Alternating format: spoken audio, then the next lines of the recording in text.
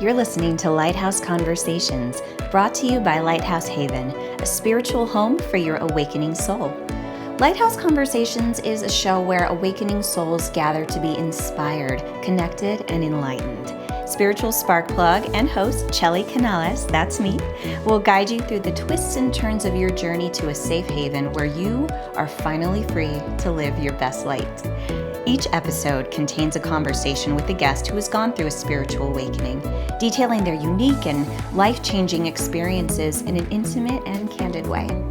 Although everyone's experience is as unique as they are, we all share one common thread. We're all seeking something. So, come join us on this journey and be prepared to leave with resources that will supercharge you into inspired action. Here's today's episode. Well, hello, awakening souls. How are you doing? How's your heart? How's your body, your mind, your spirit? There's so many things that we can take care of, right? And it reminds me that I'm a whole person, right? There's certain things I can eat that make me feel better. There's certain exercise I can do. There's meditation. There's just reading to kind of get like my mind fed and to give me more information about how I can be even more healthy, which is great. And I feel like this time in isolation has been really good for diving into things that I had an interest in, but didn't necessarily have the time to go into. When I did yoga teacher training many years ago, I learned about Ayurveda, which is an ancient healing practice from India, over 5,000 years old. And I had the privilege of getting to interview for this episode Heather Gryzch, who wrote the Ayurvedic Guide to Fertility. So she has a really interesting take about how you can take those ancient concepts that are meant to help us be like balanced and whole in our bodies and be able to make like a really healthy, fertile space in order to conceive. And she talks about what those four fertility factors are and how, there are many factors that come into play when it comes to getting pregnant. But this is just one way to look at the body and to say, okay, what can I do in preparation to bring this new soul onto the planet? And how can I also be my healthiest self, my best self, my most have the most well-being possible so that we can go on this journey together. It's really fascinating. I think you'll learn a lot, and it's just, it's a perspective that is really interesting to me right now. So Heather is lovely, just a joy to speak to and a wealth of knowledge. I hope you enjoy the episode. Thanks for listening. And welcome to the show, Heather. It's such a pleasure to have you. Thank you so much for having me, Chelly. I am delighted to have you here. So I went through yoga teacher training several years ago. That was the first time I'd ever heard about Ayurveda. And I was very intrigued by it, but I didn't dig in very deep. I'd love to hear about your story. I want to hear about how you got not only introduced to it, but how did it change your life? How did you get to a point where this kind of work is how you show up in the world? Okay, awesome. Yeah, it's such a big question because it's like how my whole hero's journey, I could probably go back to the time I was like 5 years old or something and like map it to this moment, right? Absolutely, yeah. But I would say that the most poignant moment for me was I also took a yoga teacher training, but it was about 10 years ago. And I woke up this is how I got to yoga teacher training. I woke up one morning on New Year's Day, hungover at my friend's house with my then husband, and we were responsible. We drank, so we like stayed over their house and everything. And so I woke up that morning and I said, I want to be happy and healthy because it's New Year's Day. And then I said, oh crap, I said that the year before. Yeah. And I said that the year before, and that's fine. You could keep saying the same thing, I think. But I realized that I wasn't doing anything differently. And that day I just got this fever in me and this curiosity of like, what do I do about this? Because it just doesn't feel like I'm getting where I want to. And the idea that popped into my head was, you need to leave the country and take yoga teacher training. Yes. That was that little voice that popped in. You're wondering, where did that come from? But that's your inner knowingness. It was like, not just you need to take a yoga teacher training, you need to leave the country.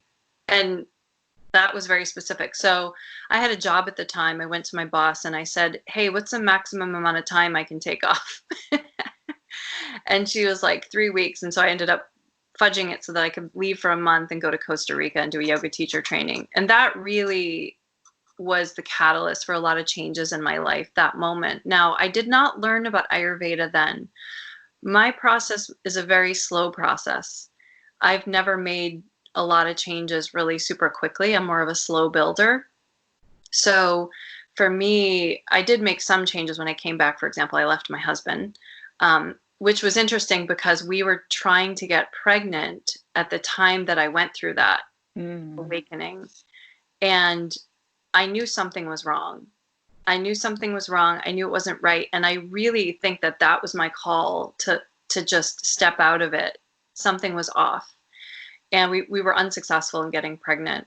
So I ended up continuing studying yoga. And then, I studied yoga therapy because I was always a really super practical person. And my thing was, how can I do this as a job? And I thought, well, yoga therapy seems a little more like something somebody could make enough money doing. Right. I've had this conversation with myself so many times. I get it. Right.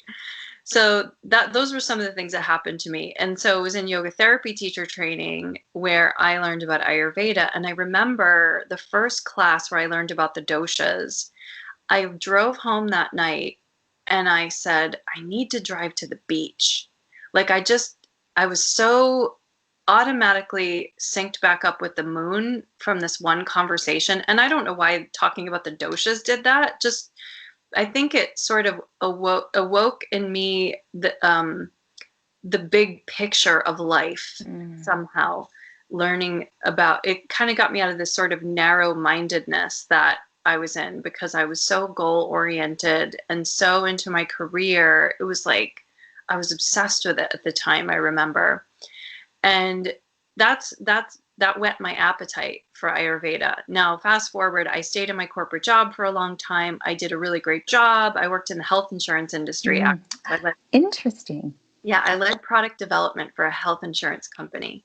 And so when Obamacare rolled around, I was like, I can get behind this. I want to get people healthcare. I was like, had a mission. And that kind of fueled me for a while, that mission to fight for. To give people access to healthcare. But then I realized that I really just was seeing all of these, all these isms kept coming up for me of things that were said in the corporate environment that just did not sit right with me in the environment where I was working. There were a bunch of things like, we want people to buy this and never use it. I hear executives say that. And I don't talk about this a lot, to be honest. I don't know why it's coming up for me now. It's something that I've tried to not talk bad about the insurance industry that I came from, but I do have these memories of individuals that really did not have the best interests of people's health in mind. Right.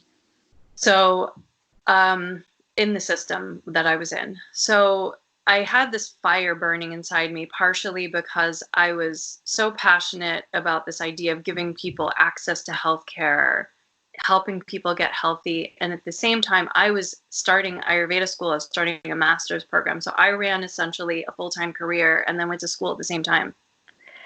That's incredible.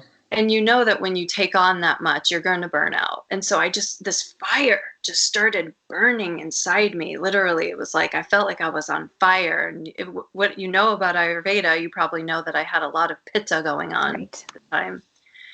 And it was burning me. I was getting heartburn. So many things were going on. And I was really angry. And one day I just was fed up and left. And luckily I was already in Ayurveda school and all that. I have a really funny memory I'll share. The one that really made me mad was I was trying to set up an appointment with my executive team for 3 months to discuss something that was very important to the organization. And they kept canceling the meeting. And one day we were supposed to have the meeting and I come in the office and this is old boys club. Right. Old boys club. And I come in the office and the chief legal officer calls me and he says, Heather, you're not going to be very happy about this. And I was like, what? This guy is awesome. I love this guy. He tried to bring me back in the company multiple times after I left. He goes, come on up to my office. Like he didn't want to say it on the phone because he knew I'd be so mad. And I go up to the office and I said, why is this not going on? And he motions a golf swing. No. He motions a golf swing. And I'll show you. And mind you, the reason I was trying to set up this meeting was because I was at the sort of hub of a strategic of the healthcare reform project for the company to help them adapt and be able to offer, these new products and stuff to people that were not quite Medicaid income level, but the people that Obamacare serves. And I just kept getting complaints from all the other departments in the company. And I needed support to shift the goals a little bit because the people were getting so angry.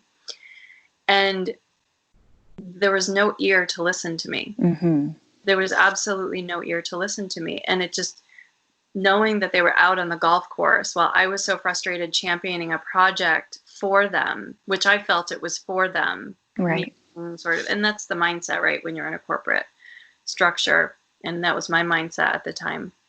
So yeah, that's a long way of saying that I left, and I'm still committed to helping people get healthy. And Ayurveda for me represents so many things. Obviously, it's an ancient form of medicine from India. It's 5,000 years old. We hear about it through yoga typically, or people who've been to India and gotten sick and needed to go get, better while they were there, or people who specifically went to India because they heard about all the cleansing and panchakarma and things like that is done in India. So, or if you're an Indian person, you're more likely to have heard of it, or you had Indian family members or something like that. So, but it's growing in popularity now. And at the time, no one knew what it was, when I was getting a master's degree in this. And for me to leave behind the cushy job, the tons of money, to go study this thing that there's no career path for. There was absolutely no career path. In fact, I'm on the board of directors for the National Ayurvedic Medical Association now, and we're trying to create that career path for people. And that's where I can put my fire now, I guess. But for me at the time, it was like, I had to just do it. And the reason I had to do it, and I had to do it without there being a known path in front of me, is because I knew that my heart would not be healthy if I did not. I think for me as an individual, I spent a lot of my life trying to do things very practically, be responsible. That came from programming where Yes. like my family, when I was 15, they had financial hardship, which is why, like, when I see everybody going through the economy stuff right now, I'm back to this time of my teenage years when we lost our house. Yeah. And I remember that, and that really motivated me to be super practical. Like, don't ever get yourself into this financial situation where you don't have a house. Like, we moved in with my grandfather. It wasn't that bad. We weren't home. But still, that is a traumatic thing to experience. And it does make you scared to make your own trail in the future if it's not paved as everyone else has gone on that path. And I was always very intrigued by somebody who could be an entrepreneur. Like, wow, do that? Like, they must have crazy support systems behind them. I didn't get that. And I don't view myself as an entrepreneur because I'm more of I would say I consider myself a writer more than anything else. That's really my gift. I don't consider myself an entrepreneur, even though I've sort of blazed sort of an independent trail, I would say, for myself. But there was a point where I just had to, where I knew that in order for my heart to beat and connect with the rest of my body and with the rest of my brain, I had to do that. It was visceral, it was physical, it was palpable for me.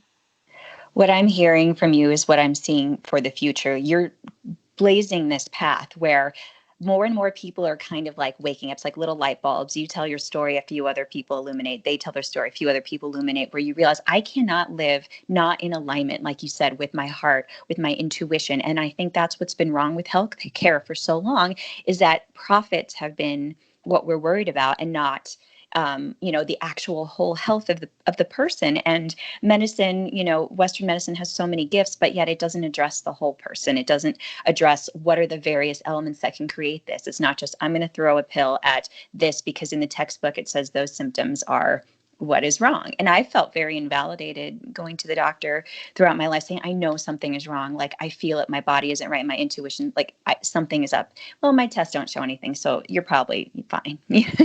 And so I love in the Eastern medicine, there's so much more addressing of the various pieces of ourselves that create the whole. I want to talk about, the dosha might be a word people are not familiar with, Yeah. and how you also talk about the elements in terms of all of this work. Yeah, totally. So, doshas and the five elements. So, if you talk about modern science, you've got the periodic table of elements, and you've got hormones, and you've got, these are the paradigms that we live in, right? So, we have anatomy, physiology. Within that, it's sort of sliced and diced a certain way. The information of the world is sliced and diced a certain way in each system, right? So, the way that Ayurveda has sort of organized the system of medicine, as I said, it's 5,000 years old.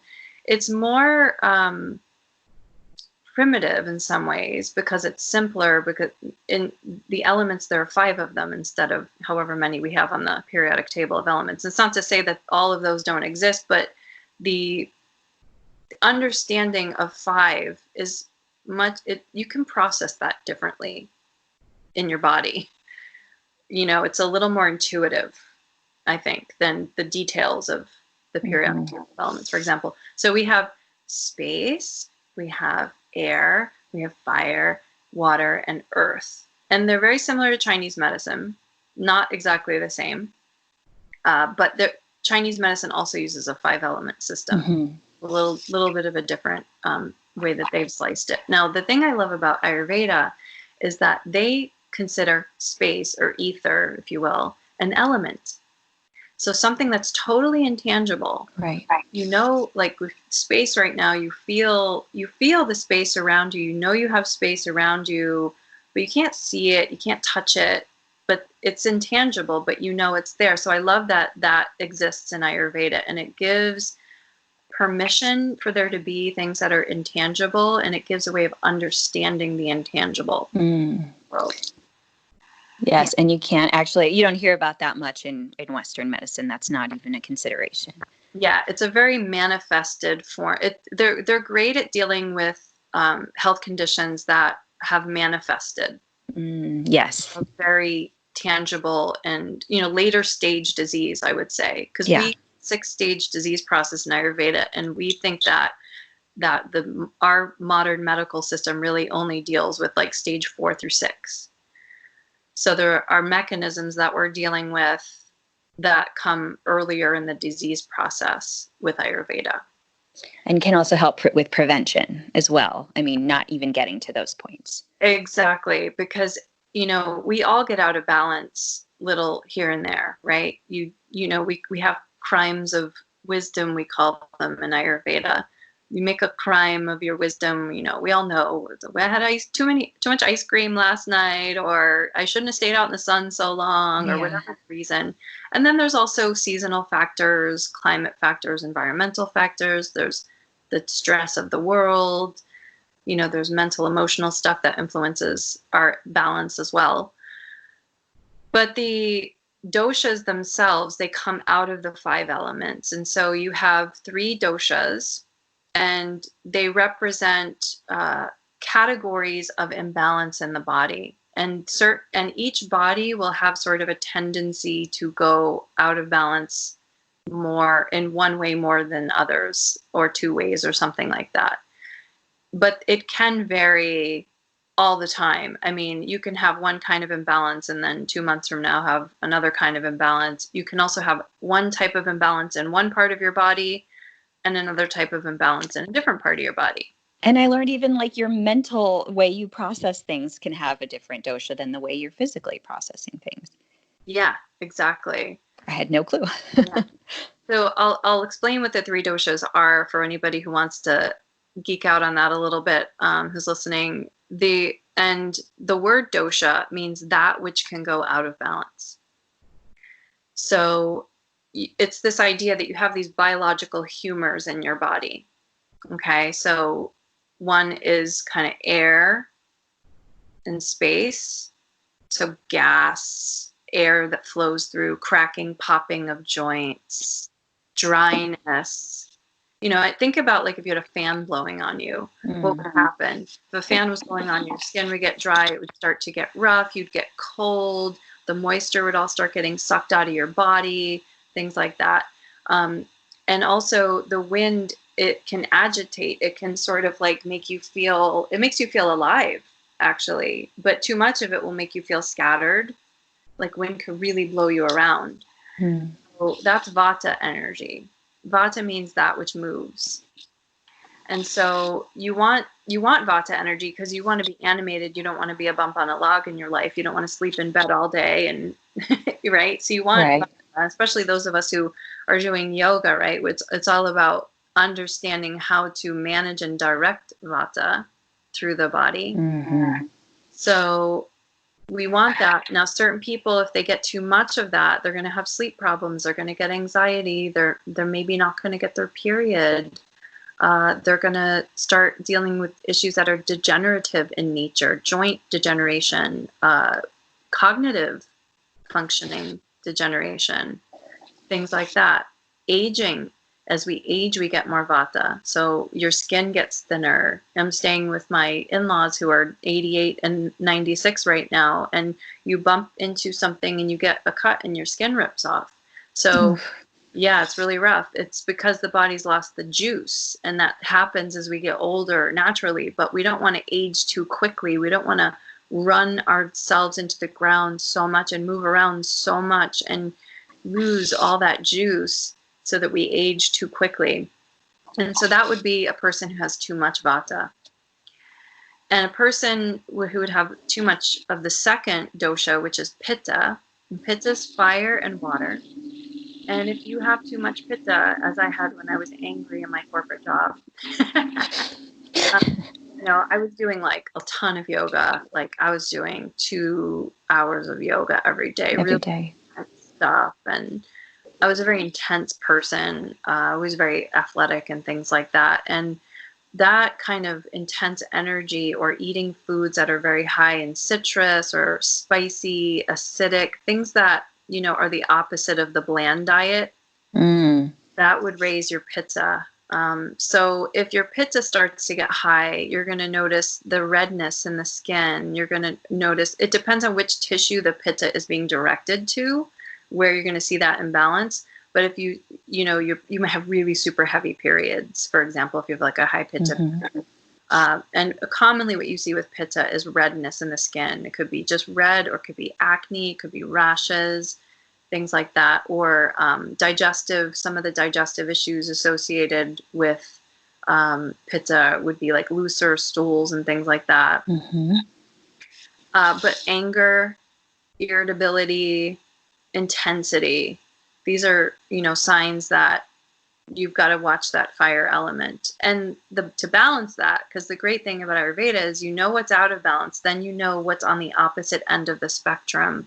To not necessarily, you don't have to go all the way to the other end of the spectrum, but sometimes you have to turn down a dial a couple notches in some area. And I think Ayurveda does a great job teaching people that. So the third dosha would be Kapha, and Kapha is the kind of calming.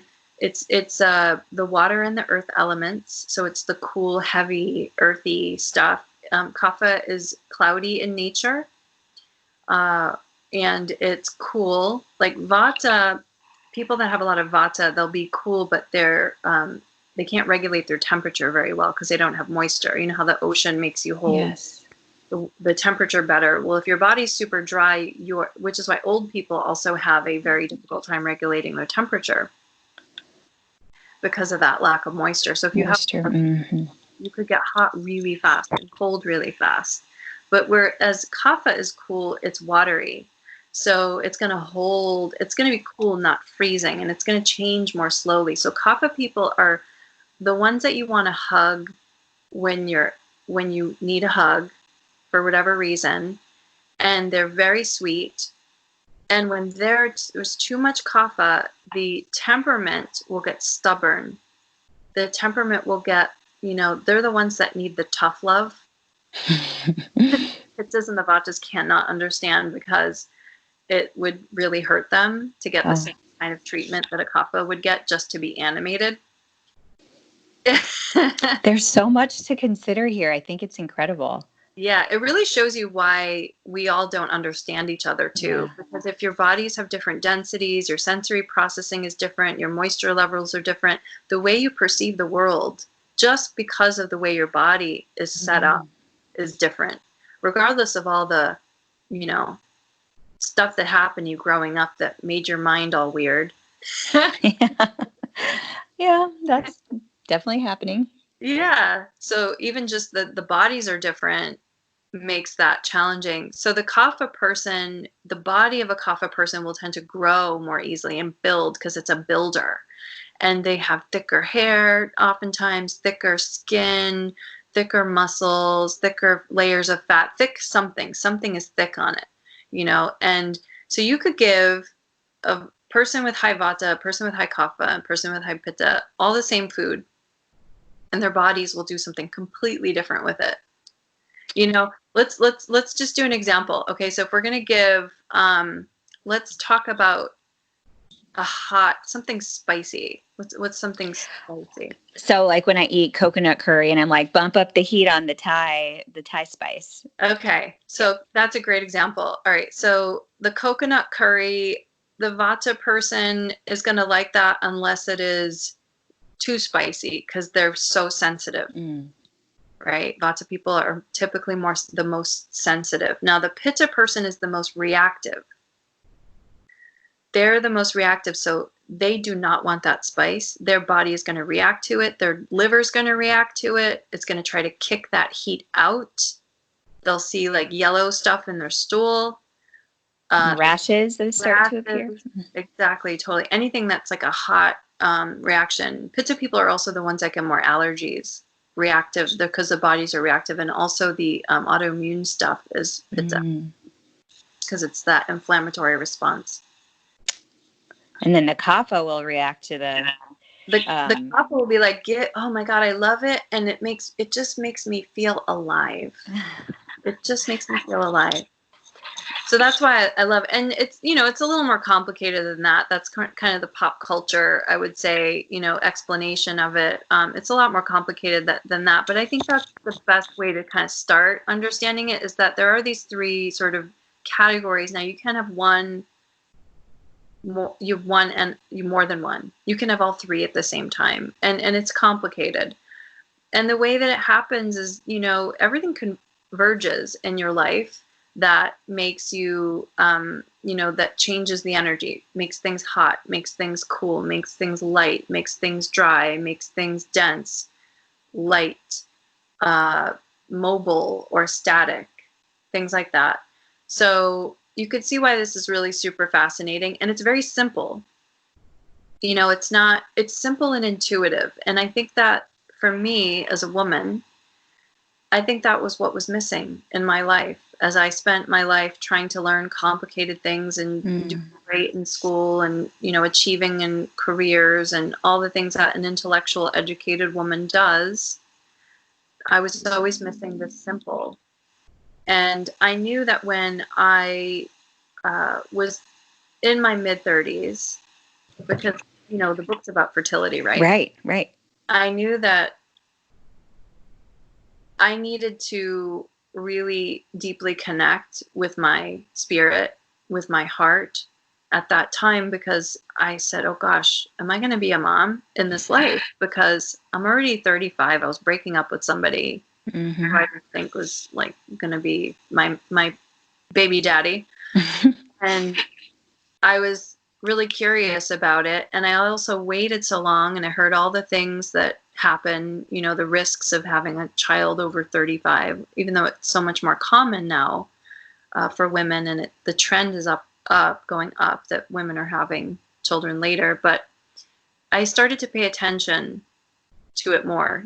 When you have something that's possibly going to be taken away from you soon, you start to get really curious about it. You start to value it. And that's why women, when they do have children, when they want to have a child older, there's like this feeding frenzy. It's like they grab for it. It's crazy. And especially if they're over 40, it's really intense for these women who they're like, I want it to happen and I need it to happen now because I knew I waited so long. Right.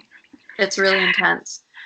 Now, I made a decision that because I had studied Ayurveda and I knew how much the environment affects a person, and that's really the key to fertility in Ayurveda is the Four Fertility Factors, which I wrote about the book. The seed, the season, the field, and the water, which I can talk about if you want. Yeah, I want to dive into that in just a moment, but I want to just thank you from the perspective of myself and others. So I'm 38, not ready to have kids yet, hoping that that's still a possibility down the line. I have friends my age who are just really, I guess, hurt by the fact that their doctors say you're having a geriatric pregnancy, which you mentioned in the book is, what happens in your late 30s when their bodies are totally healthy, they are taking care of themselves. And I've also witnessed so many of my dear friends have such heartbreaking struggles with infertility. And I don't know that this kind of information is widely out there. That's why your book is so valuable, to give it another perspective as to why there might be issues and trouble. So yes, please dive into what those elements are and tell us a little bit more about, the garden that you speak about, planting that beautiful garden, preparing the garden for a healthy pregnancy. Yeah. So when I thought about having a baby, I thought longer term. I didn't think, yes, you get obsessed with like, I want a baby. That once that thought happens, it's hard to get rid of. I experienced that, and every client I've worked with, they've experienced that. I've had women, punching the floor, on a yoga mat, crying, angry. It's like anything that you want with, multiplied by a million. So it's so hard.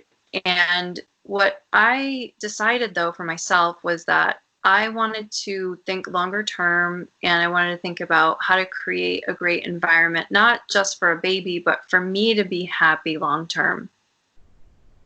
So I knew that I was never going to have IVF or anything like that when I started out the journey. Even though I was older, I just said, you know what? If my body is not in a condition where that happens, or if I don't meet the right person or whatever, then that's my path. I'm not going to go and like force this, because I'm not going to raise a baby by myself. I'm not going to, inject myself with all these things. Like, I just was super clear about that. That is not the decision that every woman makes. But for me, I was super clear on that. So I got really curious on how can I get determined. I made it more of a receptive thing, more of a feminine approach than like a let me make it happen masculine approach, I would say. And if you learn about the 4 fertility factors, which that's from Ayurveda, it's from the Ayurvedic text. They don't call it the 4 fertility factors. I just kind of like named it that.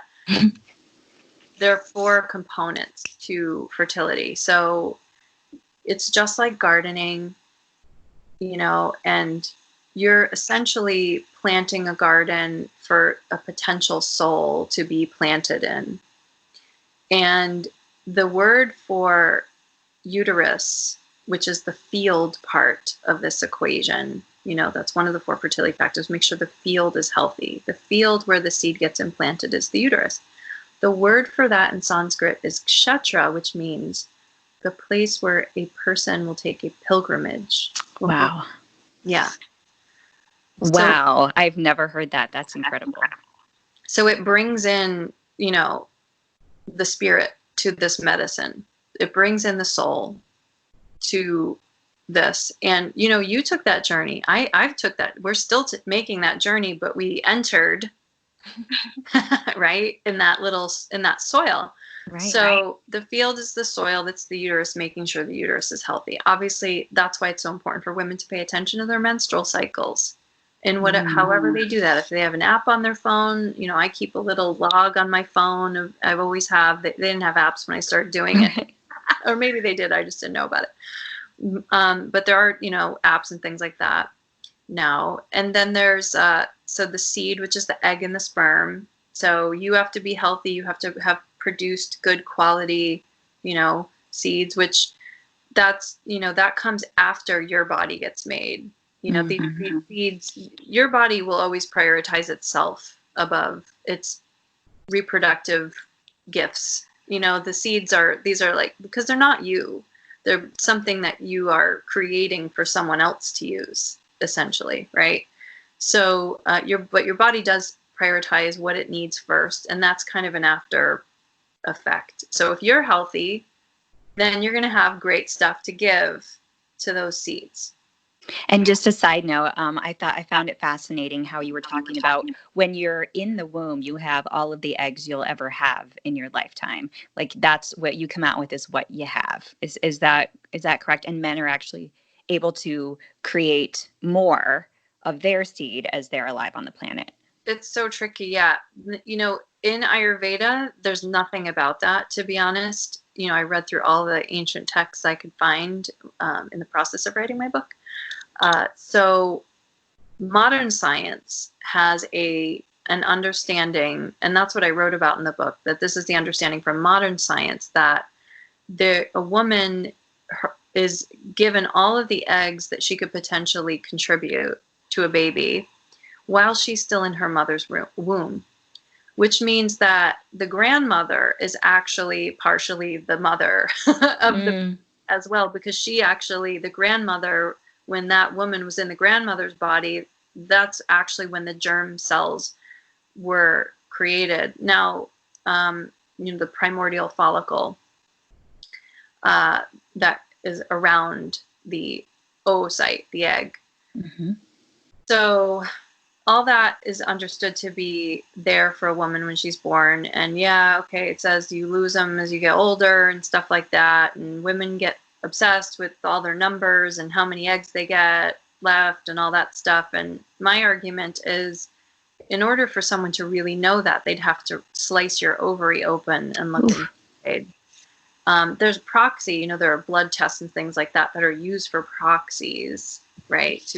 To identify what's going on. Yes, exactly. And then there are ultrasounds and things like that so that they can see the result of when they inject you with a hormone, you know, what happens, or if they didn't inject you with a hormone, when you're ovulating, what's happening. You know, there are ultrasounds that can be done with that.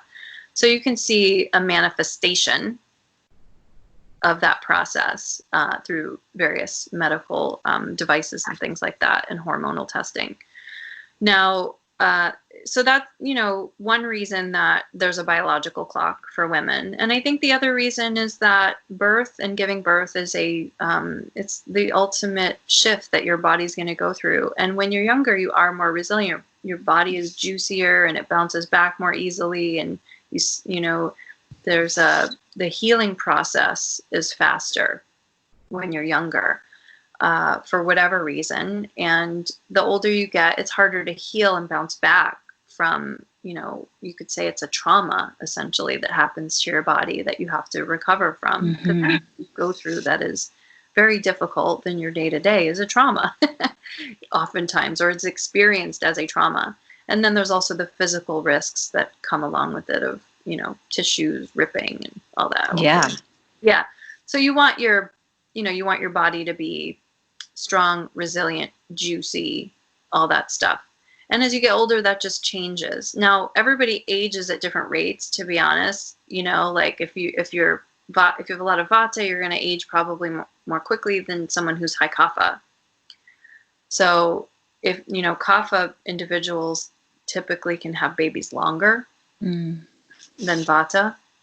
Now, men, the understanding with men is that their germ cells for the sperm actually they get created in their lifetime when they're around 12 or whenever they hit puberty. Mm-hmm. So that's a little bit different in that when a woman is born, this is the modern medical understanding, right?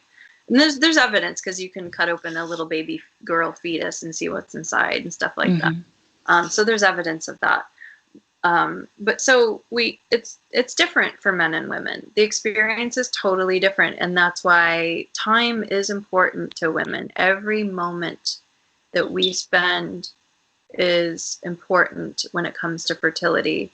And that is why understanding your connection with the moon, understanding your connection with the environment is so important. And so the second fertility factor is season. Now, season is, the time of the month when she's most fertile, when she's ovulating, after she's ovulating, whatever. Right.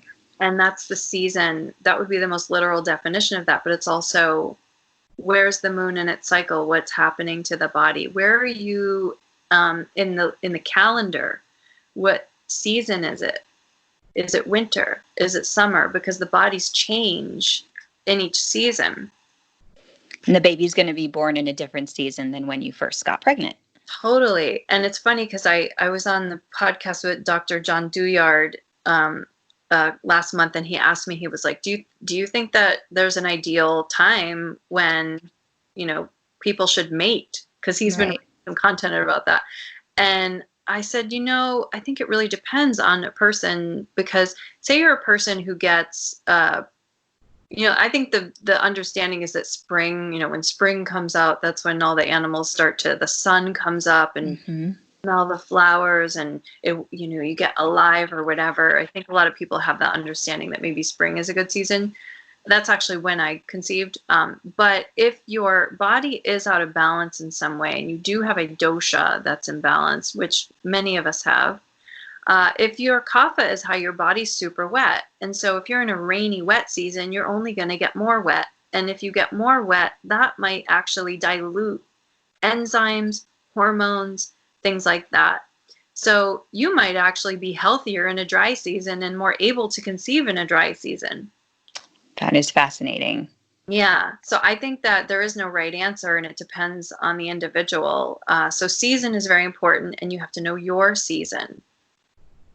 So we have season and seed and field, and what's the fourth? One is water. So water, obviously, like, you need lubrication for sex, right? But also hormones travel through water.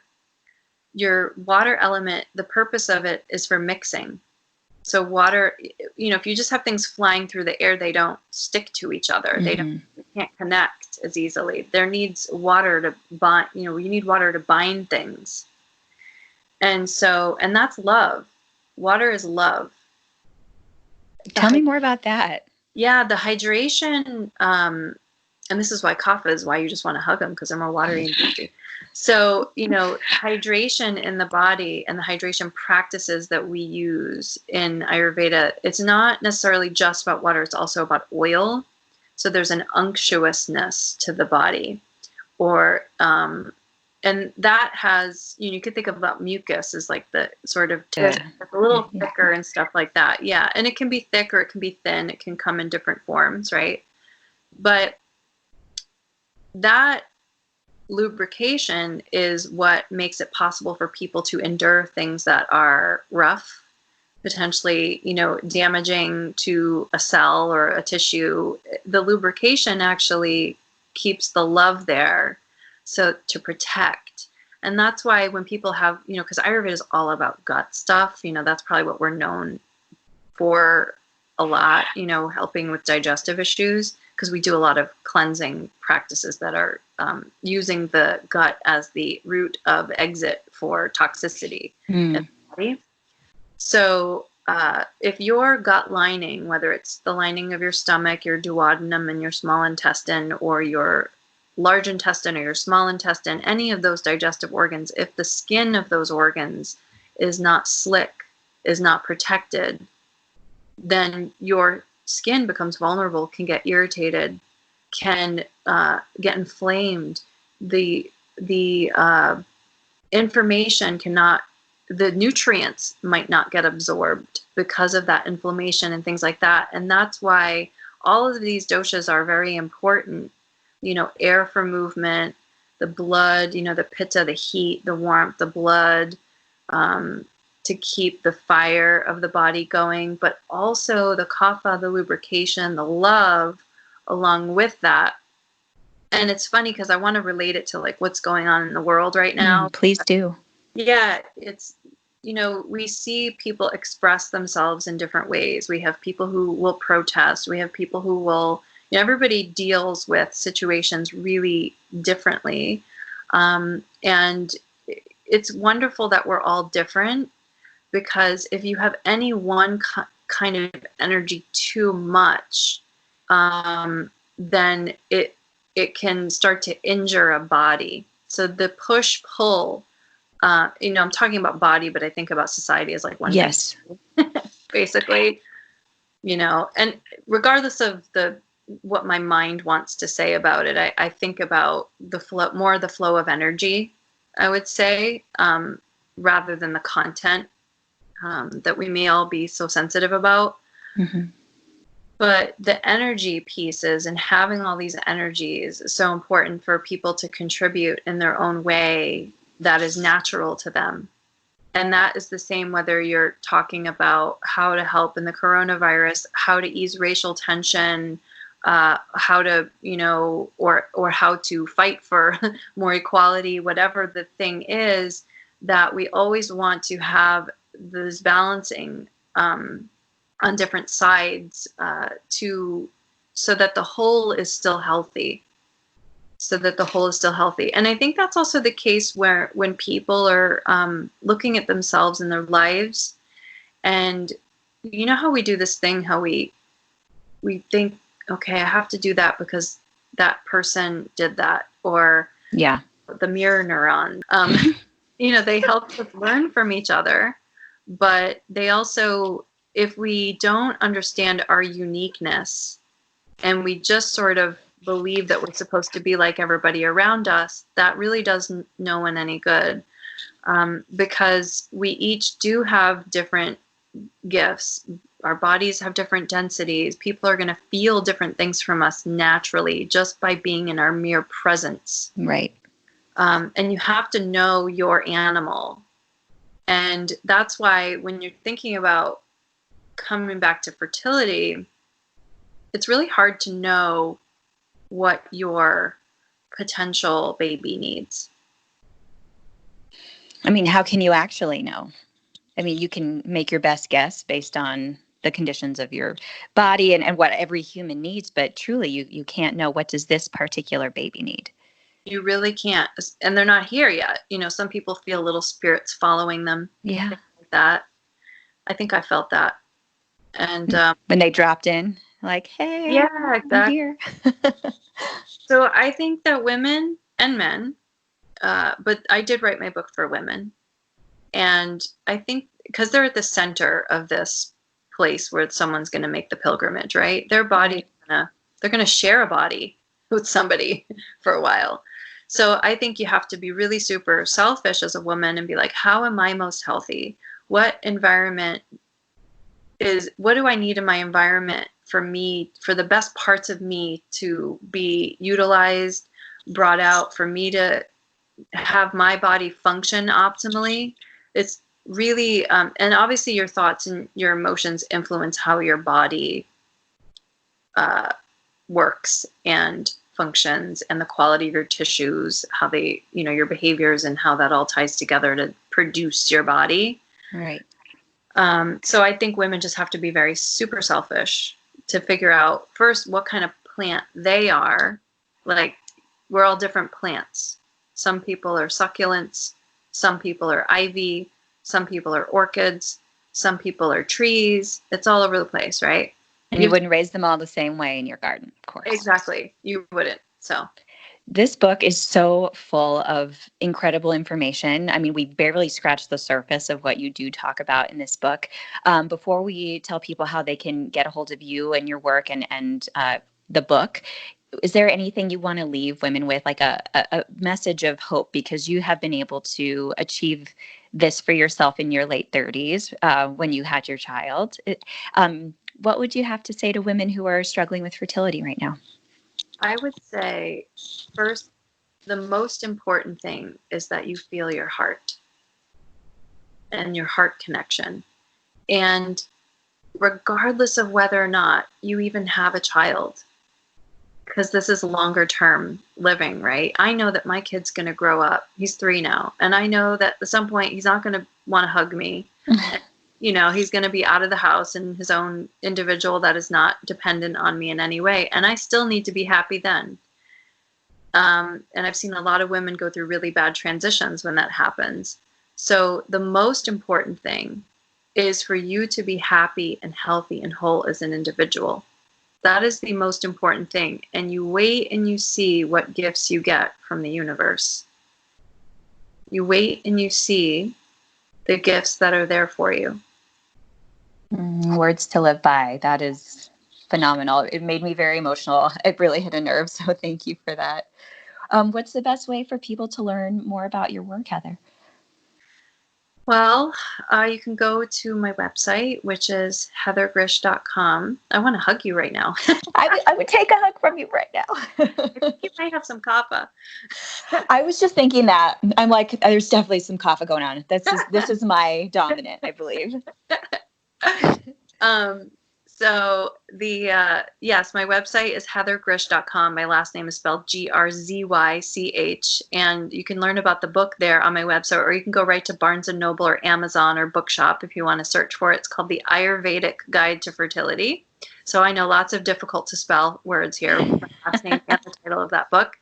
And I will be offering more educational opportunities for women to learn about the Four Fertility Factors starting in June. So you can check that out on my website. Fantastic. And these will be online for people to join you virtually? Exactly. Yeah. Fantastic. I'm so grateful that you took time to speak with me today. This is such an important topic, and the light that you shine on it is unique and really needed at this time. So thank you. Yeah. And I wish you so much love and so many beautiful gifts on your journey. Likewise. Thank you, Heather. Thank you for listening to Lighthouse Conversations.